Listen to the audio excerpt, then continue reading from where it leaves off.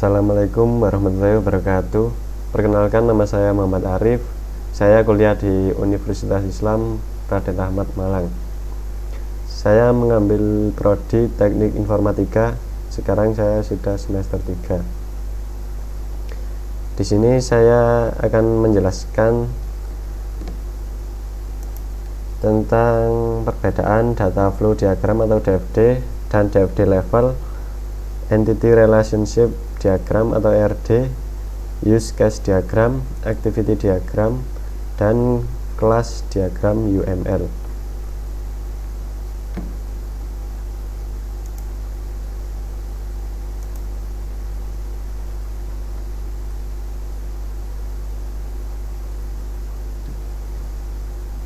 Yang pertama yaitu Data Flow Diagram atau DFD. Data Flow Diagram adalah representasi grafik dari sebuah sistem. DFD menggambarkan komponen-komponen sebuah sistem, aliran-aliran data di mana komponen-komponen tersebut, dan asal, tujuan, dan penyimpanan dari data tersebut. Kita dapat menggunakan DFD untuk dua hal utama, yaitu untuk membuat dokumentasi dari sistem informasi yang ada atau untuk menyusun dokumentasi untuk sistem informasi yang baru. 4 simbol yang digunakan dalam DFD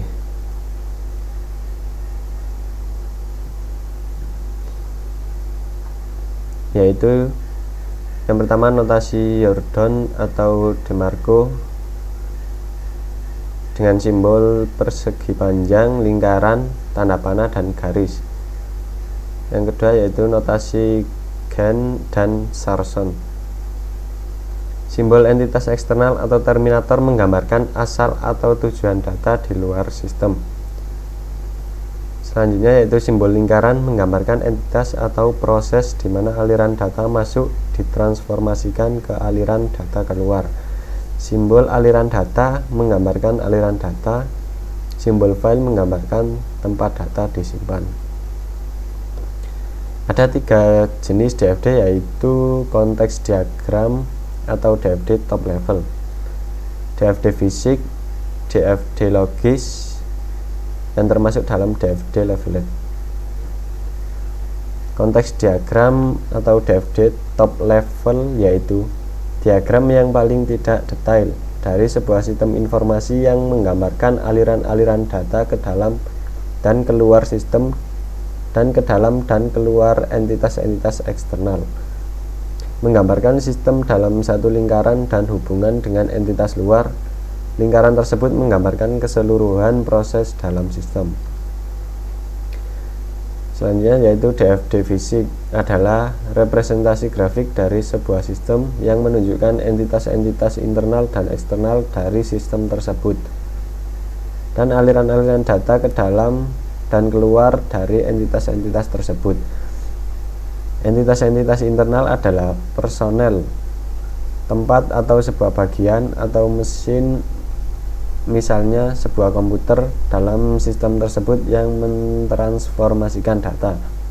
Maka DFD fisik tidak menunjukkan apa yang dilakukan, tetapi menunjukkan di mana, bagaimana, dan oleh siapa proses-proses dalam sebuah sistem dilakukan. DFD logis adalah representasi grafik dari sebuah sistem yang menunjukkan proses-proses dalam sistem tersebut dan aliran-aliran data ke dalam dan keluar dari proses-proses tersebut. Kita menggunakan DFD logis untuk membuat dokumentasi sebuah sistem informasi karena DFD logis dapat mewakili logika tersebut, yaitu apa yang dilakukan oleh sistem tersebut tanpa perlu menspesifikasi di mana, bagaimana, dan oleh siapa proses-proses dalam sistem tersebut dilakukan. Bab selanjutnya yaitu Entity Relationship Diagram atau ERD. Pengertian dari ERD adalah salah satu metode pemodelan basis data yang digunakan untuk menghasilkan skema konseptual untuk jenis atau model data semantik sistem, di mana sistem seringkali memiliki basis data relasional dan ketentuannya bersifat top-down. Diagram untuk menggambarkan model entity relationship ini disebut Entity Relationship Diagram ER diagram atau ERD. Notasi dalam ERD yaitu diantaranya yaitu elips melambangkan atribut, persegi panjang melambangkan entitas,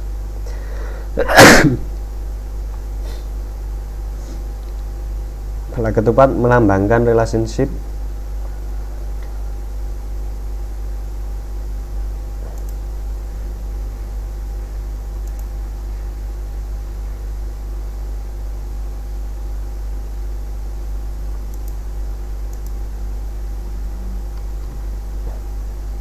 entitas adalah segala sesuatu yang dapat digambarkan oleh data.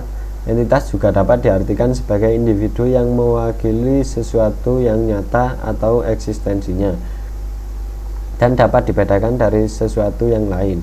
Ada dua macam entitas, yaitu entitas kuat dan entitas lemah. Entitas kuat merupakan entitas yang tidak memiliki ketergantungan dengan entitas lainnya. Contohnya entitas anggota, sedangkan entitas lemah merupakan entitas yang kemunculannya tergantung pada keberadaan entitas lain dalam suatu relasi. Atribut merupakan pendeskripsian karakteristik dari entitas. Atribut digambarkan dalam bentuk lingkaran atau elips. Atribut yang menjadi kunci entitas atau key diberi garis bawah. Derajat relasi atau kardinalitas menunjukkan jumlah maksimum entitas yang dapat berelasi dengan entitas pada himpunan entitas yang lain. Macam-macam kardinalitas adalah 1:1 atau one to one. Setiap anggota entitas A hanya boleh berhubungan dengan satu anggota entitas B, begitu pula sebaliknya. Yang kedua, 1:banyak atau one to many. Setiap anggota entitas A dapat berhubungan dengan lebih dari satu anggota entitas B, tetapi tidak sebaliknya. Yang terakhir yaitu banyak-banyak atau many to many. Setiap entitas A dapat berhubungan dengan banyak entitas himpunan entitas B, dan demikian pula sebaliknya. Bab selanjutnya adalah use case diagram. Use case diagram digunakan untuk menggambarkan interaksi antara pengguna sistem atau aktor dengan kasus atau use case yang disesuaikan dengan langkah-langkah atau skenario yang telah ditentukan. Sejak tahun 1992, dengan adanya pengembangan UML, yaitu Jacob et al. Menjadikan use case sebagai model utama atau yang dibutuhkan pada UML. Lambang dari use case yaitu yang pertama gambar seperti manusia, yaitu aktor, kemudian catatan, include, lingkaran use case, garis relasi aktif, garis panah relasi pasif, selanjutnya generalisasi, yang terakhir yaitu extend. Use case dibuat berdasar keperluan aktor, merupakan apa yang dikerjakan sistem, bukan bagaimana sistem mengerjakannya. Use case diberi nama yang menyatakan apa hal yang dicapai dari hasil interaksinya dengan aktor. Use case dinotasikan dengan gambar atau horizontal ellipse. Use case biasanya menggunakan verb. Nama use case boleh terdiri dari beberapa kata dan tidak boleh ada dua use case yang memiliki nama yang sama. Sebuah use case bisa mempunyai dokumentasi. Letakkan use case utama Anda pada pojok kiri atas dari diagram, atau in Western culture people read from left to right, top to bottom, starting in the top level corner. Use case diagram tidak terpengaruh urutan waktu. Meskipun demikian, supaya mudah dibaca, perlu penyusunan use case. Association use case diagram. Ada 4 jenis relasi yang bisa timbul pada use case diagram, yaitu association antara aktor dan use case, association antara use case, generalization atau inheritance antara use case, generalization atau inheritance antara aktor. Associations bukan menggambarkan aliran data atau informasi. Associations digunakan untuk menggambarkan bagaimana aktor terlibat dalam use case. Selanjutnya yaitu activity diagram. Activity diagram atau AD diperlukan untuk menggambarkan proses bisnis dan urutan aktivitas dalam sebuah proses. AD juga dipakai pada bisnis modeling untuk memperlihatkan urutan aktivitas proses bisnis.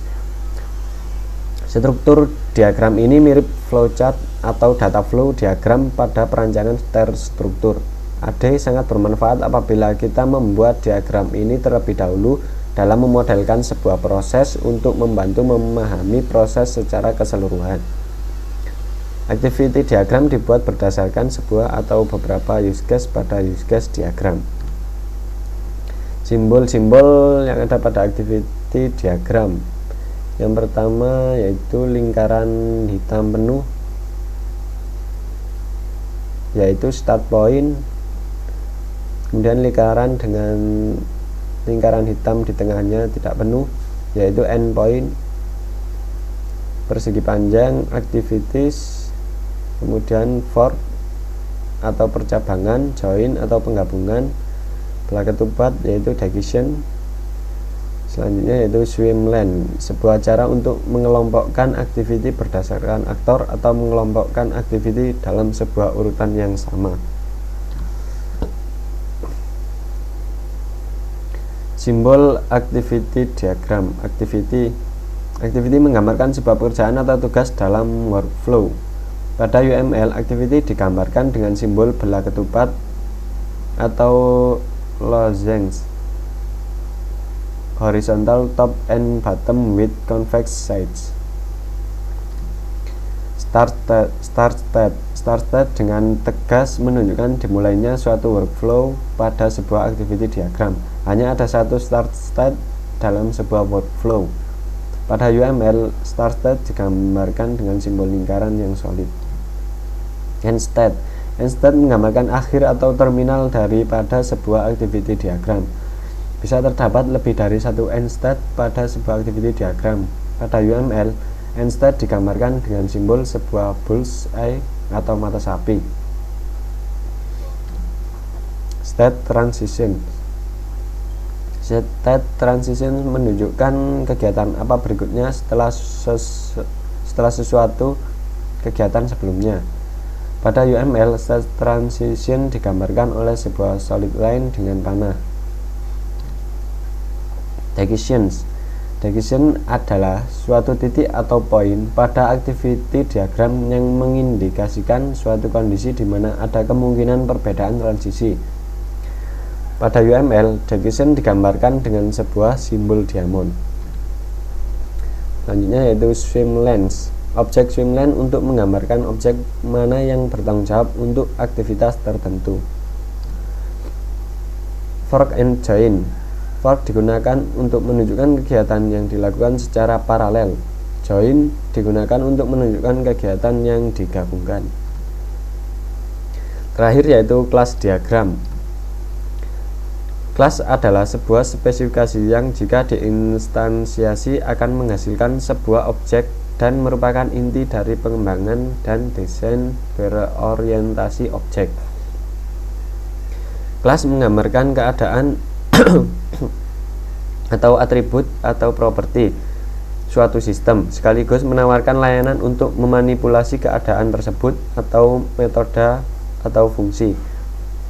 Kelas diagram menggambarkan struktur dan deskripsi kelas, package, dan objek beserta hubungan satu sama lain seperti containment atau pengurungan atau penspesifikasian, pewarisan, asosiasi, dan relasi yang lain.